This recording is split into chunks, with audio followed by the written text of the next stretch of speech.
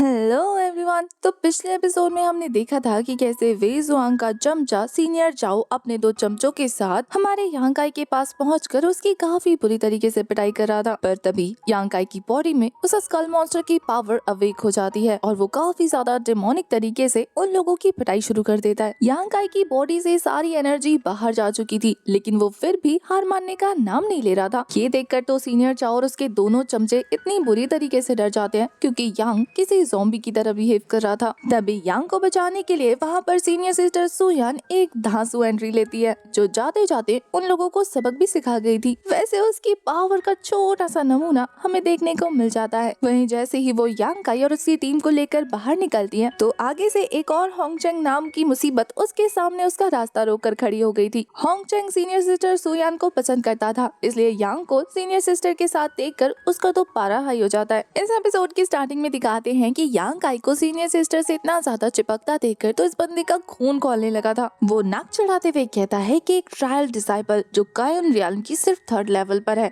कितना यूजलेस है। वो उसकी तरफ उंगली से पॉइंट करते हुए कह रहा था कि सीनियर सिस्टर आखिर आप इसे बचाने के बारे में सोच भी कैसे सकती है। सीनियर सिस्टर का कहना था कि ये हमारा मामला है, इसमें तुम्हें अपनी नाक घुसाने की कोई जरूरत नहीं। यहाँ यांकाई आंख में घी डालते हुए आगे बढ़ के कहता है कि सीनियर ब्रदर, क्या आपने लव एट फर्स्ट साइट नाम की चीज के बारे में सुना है? इससे पहले कि वो इस बारे में और भी ज्यादा फेंक पाता, सीनियर सिस्टर उसके पास जाकर उसे चूटी काटने लगती है कि बकवास बंद करो। यांग को इस तरीके से इंटरप्ट करता देखकर तो इस बंदे का खून अब उबलने लगा था। वो कहता है कि आखिर तेरी हिम्मत कैसे हुई? मैं सीनियर सिस्टर से बात कर रहा था ना, तो तू बीच में अपनी चोंच क्यों चला रहा है? तो जैसे कचरे के मैं मुंह नहीं लगना चाहता। तुझे पता है जब मैं तेरी उम्र पे था ना, तो मैं ऑलरेडी की मोमेंटम रियाल तक पहुंच गया था, पर तू तो मुश्किल से ही कायन रियाल की 3rd लेवल पर पहुंचा है और अभी मैं ऑलरेडी हार्मनी रियाल की पीक पर हूँ। हमारी पावर के बीच में सिर्फ लेवल का गैप नहीं है, बल्कि रियाल का गैप है। इसलिए आखिर तू खुद को मेरे कंपेयर का सोच भी कैसे रहा है? यांकाई तो फुल कॉन्फिडेंस में था। वो कहता है कि सीनियर ब्रदर, चलो इस मामले को सेटल करते हैं। इससे पहले कि वो और कुछ बोल पाता, सीनियर सिस्टर उसे चुप कराते हुए कहती है कि अब हमें यहाँ से निकलना होगा, इसलिए जल्दी से हमारा रास्ता छोड़ो। वैसे भी तुम्हारे इन्फोर्समेंट हॉल की बदौलत यहाँ की बॉडी काफी इंजर्ड है और मुझे उसे हील करना है। पर अब ये बंदा इतनी आसानी से इनको कहाँ जाने देने वाला था। वो अपने गुंडों से कहता है कि खबरदार, अगर इन्हें जाने दिया तो चारों तरफ से रोक लो। वो सभी अपने सीनियर का ऑर्डर मिलने के बाद ऐसा ही करते हैं। एक एक डंडा पकड़कर सीनियर सिस्टर और यांग को चारों तरफ से घेर लेते हैं। यहाँ सीनियर जे का तो ये कहना था कि देखता हूँ कि कैसे बचकर जाते हैं। इसी के पैरेलल में सोमू और विजुआंग को दिखाते हैं, जो कि एल्ड्रिस को अपने अपने साइड की स्टोरी सुनाकर रिपोर्ट कर रहे थे। सोमू एल्ड्रिस को सारी बातें बताते हुए कह रहा था कि आपको मेरी बातों पर यकीन करना होगा, क्योंकि मैं पूरी तरह से सच बोल रहा हूँ। वहीं विजुआंग उसकी बातों को झुठलाते हुए कह रहा था कि नहीं एल्डर, ये बंदा झूठ बोल रहा है। मैंने साफ साफ यांग के पास एक मैजिकल वेपन देखा था। उसका यूज करते हुए उसने मेरे आर्मर को डिस्ट्रॉय किया और मुझे जान से मारने की कोशिश की। आप चाहे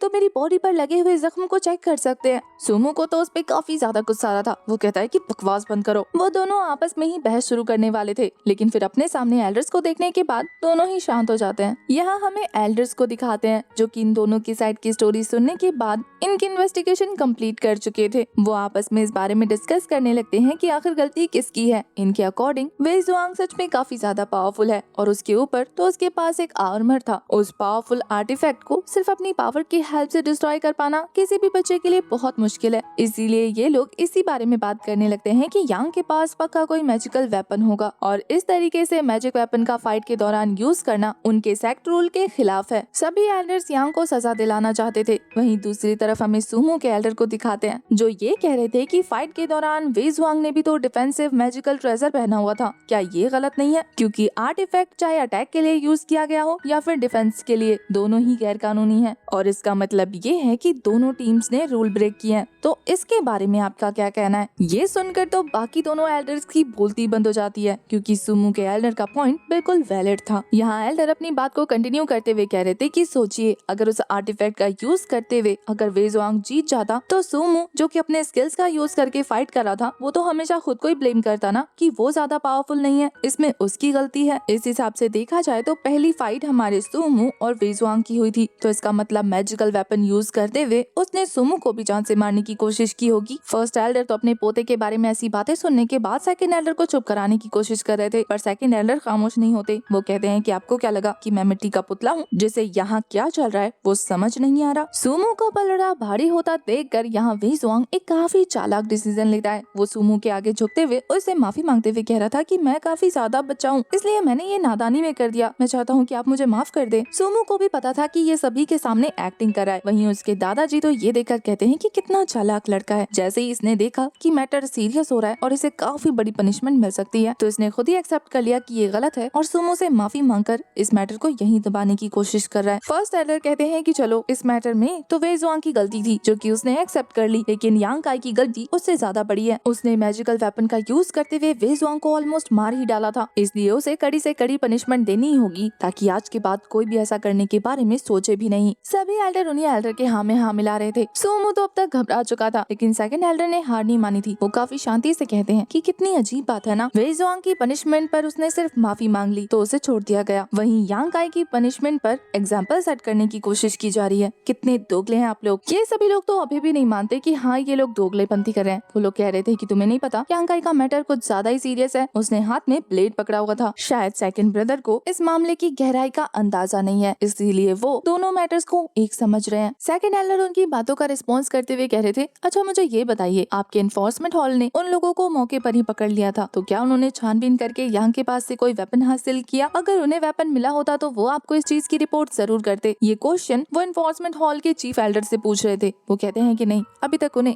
इस बारे में कोई रिपोर्ट नहीं मिली। सेकंड एल्डर का कहना था, तो फिर आप ऐसा कैसे कह सकते हैं कि उसने वेपन पकड़ा हुआ था? हो सकता है कि वो अपनी एनर्जी को इस कदर कंडेंस कर पाया हो कि उसने डिवाइन स्पिरिचुअल वेपन क्रिएट कर लिया हो। शायद बच्चों ने जो रेड कलर का वेपन यांग के हाथों में देखा था वो उसकी स्पिरिचुअल एनर्जी से क्रिएट किया हुआ होगा। बाकी सभी एल्डर तो इस बात पर काफी ज्यादा चौंकते हुए कह रहे थे कि ऐसा कैसे हो सकता है, वो बच्चा सिर्फ कायुन रियाल्म की 3rd लेवल पर है, आखिर वो अपनी स्पिरिचुअल एनर्जी को कैसे कंडेंस कर सकता है? पर सेकंड एल्डर का कहना था कि शायद आप भूल गए हैं कि ऐसी काफी सारी मार्शल आर्ट टेक्निक्स एग्जिस्ट करती हैं इस दुनिया में, जिसका यूज करके आप अपनी प्योर एनर्जी को वेपन के फॉर्म में ट्रांसफॉर्म कर सकते हैं। नॉलेज की कमी मुझे नहीं लगता है आप लोगों को है। फर्स्ट एल्डर तो ये बात मानने से इनकार कर देते हैं। वो कहते हैं कि ये इम्पॉसिबल है। अगर वो मार्शल आर्ट टेक्निक का यूज करते हुए अपनी स्पिरिचुअल एनर्जी को वेपन में ट्रांसफॉर्म कर भी पाता होगा तो भी मेरा वो आर्मर काफी ज्यादा पावरफुल था कि मोमेंटम रियाल्म के बंदे के लिए भी उसे ब्रेक कर पाना बहुत मुश्किल है। आखिर वो लड़का अपनी वीक एनर्जी का यूज करते हुए कैसे उस आर्मर को डिस्ट्रॉय कर सकता है? यहाँ सेकंड एल्डर तो फर्स्ट एल्डर के मुंह पे कहते हैं कि इस दुनिया में और भी काफी सारी इम्पॉसिबल चीजें पॉसिबल होती नजर आ रही हैं। जैसे कि सब लोग यहाँ पर मान कर बैठे हैं कि आप लिंगशियाओ पवेलियन के एल्डर बन चुके हैं। उन्होंने इनडायरेक्टली ये कह दिया था कि फर्स्ट एल्डर कभी भी लिंगशियाओ पवेलियन के एल्डर नहीं बन पाएंगे, ये इम्पॉसिबल है। इस बात पर वो चिढ़ते हुए कह रहे थे, क्या तुम यांग को बचाने की कोशिश कर रहे हो हमारे खिलाफ जाकर? सेकंड एल्डर इस बात से रेजिस्ट नहीं करते। वो कहते हैं कि हाँ, मैं उसे बचाने की कोशिश कर भी रहा हूँ तो क्या? यांग और वे जुआंग दोनों ही हमारे सेक्ट के डिसाइपल हैं। दोनों ने ही गलती की है। अगर पनिशमेंट देनी है तो दोनों को दो, वरना माफ करना है तो दोनों होंगे और ये मामला यहीं खत्म किया जाना चाहिए। एनफोर्समेंट हॉल के चीफ लीडर आकर उन्हें शांत करने की कोशिश कर रहे थे, पर सेकंड एल्डर चुप नहीं रहते। वो कहते हैं कि इतने सालों में चीफ लीडर की गैर मौजूदगी में इस बंदे ने एनफोर्समेंट हॉल टीम को पूरी तरीके से कंट्रोल कर लिया। वो उन्हें अपनी मर्जी से काम नहीं करने देता। मैं इस बारे में सेक्ट लीडर को रिपोर्ट करूंगा ताकि वो खुद आकर इस मामले को संभाले। मामला गर्म होता देखकर तो वो एल्डर चुपचाप जाकर अपनी सीट पर बैठ गए थे, क्योंकि उन्हें पता था कि अगर फंसेंगे तो सब फंसेंगे। फर्स्ट एल्डर हार नहीं मानने वाले थे। वो सामने आते हुए सेकंड एल्डर से कहते हैं कि मैं यांग को लिंगशियाओ पवेलियन से एक्सपेल करने वाला हूँ। पर सेकंड एल्डर तो चुनौती देते हुए कह रहे थे कि क्या आपकी हिम्मत है उसे एक्सपेल करने की? तभी एक स्टूडेंट उन्हें रिपोर्ट करने आता है, जिससे वो दोनों ही अपनी सीट पर बैठ गए थे। वो स्टूडेंट डरते डरते उन दोनों से बताता है कि किसी ने एनफोर्समेंट हॉल में घुसकर यांग को बचाने की कोशिश की है। वो नाम बताने से डरा था, लेकिन फिर फर्स्ट एल्डर के फोर्स करने पर वो बता देता है कि वो सीनियर सिस्टर सुयान है। बस फिर क्या था, फर्स्ट एल्डर को तो मौका मिल जाता है सेकंड एल्डर पर उंगली उठाने का। वो कहते हैं कि क्या आपकी ग्रैंड डॉटर का उस लड़के के साथ कोई सीन चल रहा है क्या? इसीलिए तो शायद आप उस कमजोर डिसाइपल को बचाने की बहुत ज्यादा कोशिश कर रहे हैं। अब अपनी पोती की इज्जत बचाने के लिए सेकंड एल्डर खामोश होते हुए अपनी सीट पर बैठकर कहते हैं कि फर्स्ट एल्डर उस लड़के के साथ जो करना चाहते हैं वो कर सकते हैं। अपने मन में वो काफी गुस्से में यही सोच रहे थे कि इस मौके का यूज करके वो अपने बड़े भाई को नीचा दिखाना चाहते थे, लेकिन उनकी पोती के इस इम्पल्सिव बिहेवियर की वजह से अब उन्हें हार मानना पड़ेगा। वो यही सोच रहे थे कि आखिर सुयान उस लड़के को बचाने के लिए क्यों गई होगी। सुमो ये देखकर अपने ग्रैंडफादर को समझाने की बहुत ज्यादा कोशिश कर रहा था, पर वो अपनी पावर का यूज करके उसे बिठा देते हैं, क्योंकि सेकंड एल्डर समझ गए थे कि यांग के लिए उनके दोनों ही पोता पोती काफी पागल हो चुके हैं। फर्स्ट एल्डर को तो मन मर्जी करने का मौका मिल गया था, इसलिए वो वहाँ पर मौजूद उस डिसाइपल से कहते हैं कि जाओ जाओ, जाकर एनफोर्समेंट हॉल से कह दो कि यांग को पनिशमेंट के तौर पर प्रिजन के अंदर डाल दिया जाए। और वहीं दूसरी तरफ सीनियर सिस्टर सोयान की ये पहली गलती है, इसलिए इस मामले को यही रफा दफा किया जाता है। फर्स्ट एल्डर का ऑर्डर मिलने के बाद वो डिसाइबल फटाफट इसे बाकी सारे लोगों को रिपोर्ट करने के लिए वहाँ से चला जाता है, लेकिन तभी थोड़ी देर के बाद वो उड़ता उड़ता इन सभी के सामने आकर गिर गया था। किसी को समझ नहीं आता कि आखिर ऐसा कैसे हो गया। तभी वहाँ पर एंट्री होती है एल्डर मैंग, जो कि उन सभी के बीच में से गायब होते हुए सेक्ट लीडर की सीट पर जाकर बैठ जाते हैं। एल्डर मैंग को सेक्ट लीडर की सीट पर बैठा देखकर फर्स्ट एल्डर काफी गुस्से में कहते हैं कि आखिर आप उस सीट पर क्या कर रहे हैं। पर एल्डर मैंग तो काफी रिलैक्स होकर मनमौजी तरीके से उन सभी को कह रहे थे कि मैं तो सेक्ट लीडर की बात तुम लोगों तक पहुंचाने आया हूँ। उन लोगों में से किसी को यकीन नहीं आता और ये बात एल्डर मैंग को पता थी, इसलिए वो कहते हैं कि आंखें फाड़ फाड़ के इस टोकन को देखो। ये टोकन सच में सेक्ट एल्डर का था। उन लोगों में से किसी को भी यकीन नहीं हो रहा था कि एल्डर मैंग सच बोल रहे हैं। वहीं एल्डर मैंग कहते हैं कि सेक्ट लीडर ने कहा है कि यांग काई को जाने दो, क्योंकि ये बच्चों का मैटर है, तो इस मामले में तुम बड़ों को अपनी नाक नहीं घुसानी चाहिए। बच्चों की लड़ाई में आखिर तुम जैसे बेशरम अपनी नाक क्यों घुसा रहे हैं। इतनी खतरनाक वर्डिंग सुनने के बाद तो फर्स्ट एल्डर कह रहे थे कि क्या ये सेक्ट लीडर ने कहा है। एल्डर मैंग कहते हैं कि नहीं, ये सेक्ट लीडर ने नहीं कहा है, आधा मैंने कहा है। पहले का जो भी बोला था वो सेक्ट लीडर ने बोला कि यांग काई को जाने दो और बच्चों के मैटर में नाक मत घुसाओ। वो सभी लोग तो हैरान परेशान होकर सिर्फ एल्डर मैंग को ही देख रहे थे। वो अपनी बात कंप्लीट करके वहाँ से जाते हुए कह रहे थे कि अब यांग काई कायुन रियान की 3rd लेवल पर पहुँच गया है। अब कायदे से वो ट्रायल डिसाइपल नहीं बल्कि सेक्ट का ओरिजिनल डिसाइपल बन चुका है। अभी तक एल्डर कंफ्यूज थे कि ये सेक्ट लीडर की बात है या फिर एल्डर मैंग खुद अपने मन से बनाकर बोल रहे हैं। पर एल्डर मैंग तो कहते हैं कि मुझे जो कहना था मैंने वो कह दिया, मैसेज डिलीवर हो चुका है, अब इसे कैसे संभालना है ये तुम खुद देख लो। ये बोलकर वो तो सीधे अपनी मुंडी उठाकर वहाँ से निकल जाते हैं। पीछे से ये सभी लोग काफी कंफ्यूज थे कि आखिर एल्डर मैंग की कितनी बातें सच्ची हैं और कितनी बातें झूठ। सेकंड एल्डर का तो इसमें कोई हाथ नहीं था, इसलिए वो तो वहाँ से अपनी बोरिया बिस्तरा उठाकर निकल जाते हैं कि भाई फर्स्ट एल्डर देख ले उसे क्या करना है। वैसे भी तो सेक्ट का लीडर बना फिरता है ना। फर्स्ट एल्डर गुस्से में उन सभी को वहाँ से जाने का ऑर्डर दे रहे थे। वो सभी अपनी अपनी तशरीफ संभालते हुए वहाँ से निकल जाते हैं। यहाँ तीनों एल्डर्स आपस में यही बात कर रहे थे कि आखिर सेक्ट लीडर इस मामले में अपनी टांग क्यों घुसा रहे हैं। क्या ये मामला बहुत ज्यादा सीरियस है या फिर इस मामले का इस्तेमाल करते हुए सेक्ट लीडर हमें आगाह करने की कोशिश कर रहे हैं कि लिंगशाओ पवेलियन पर उनकी पूरी नजर है। कहीं वो वापस से लिंगशाओ पवेलियन में आने का डिसाइड तो नहीं कर चुके। फर्स्ट एल्डर कहते हैं कि आगे से हमें कुछ भी करना होगा